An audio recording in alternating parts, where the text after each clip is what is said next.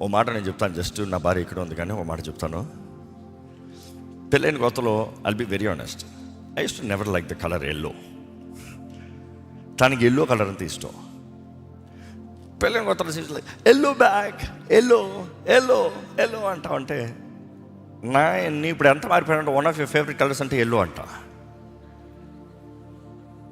Starting నాకు ఇష్టమయ్యేది కాదు, బికాస్ ఇట్స్ టూ బ్రైట్ నాకు, నా పర్స్పెక్టివ్, నా టేస్ట్కి. But because she likes, I started adapting it.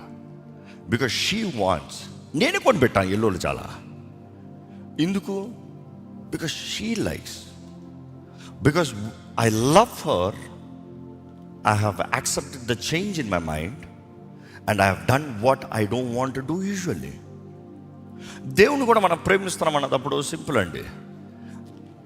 మనకు నచ్చగింది, మనకి కోరనిది ఇవన్నీ కాదు. నువ్వు దేవుని ప్రేమిస్తున్నావా, నీ ఇష్టాలు మార్చేసుకుంటావు, నీ రుచులు మార్చేసుకుంటావు, నీ టేస్టులు మార్చుకుంటావు.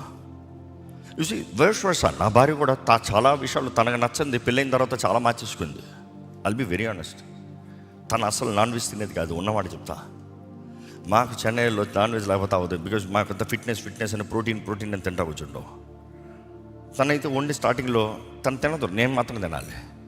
కానీ ఈరోజు మేడం స్టార్ట్, మన స్టార్ట్ కాకపోయినా. But then how change? It is because of the liking, adaptation. మనం కూడా దేవుని బిడ్డలు మనదప్పుడు మన విధానాన్ని మార్చుకోవాలి, మన మైండ్ సెట్స్ని మార్చుకోవాలి, మన జీవిత విధానం. It is because of love, not force. నా భార్య నన్ను నీకు ఇల్లు నచ్చాల్సిందే అంటే నేను నచ్చుతానంటావా? హ్యాపీ అవే అంట. సింపుల్.